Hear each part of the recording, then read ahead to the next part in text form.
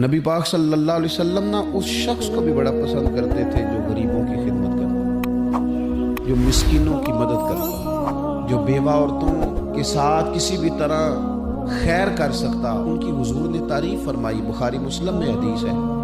نبی پاک صلی اللہ تعالی علیہ وسلم نے فرمایا کہ جو لوگ غریبوں کی، مسکینوں کی، لاچاروں کی مدد میں رہتے ہیں، یوں سمجھ لو وہ اللہ کے راستے میں جہاد کرنے میں مصروف رہتے ہیں۔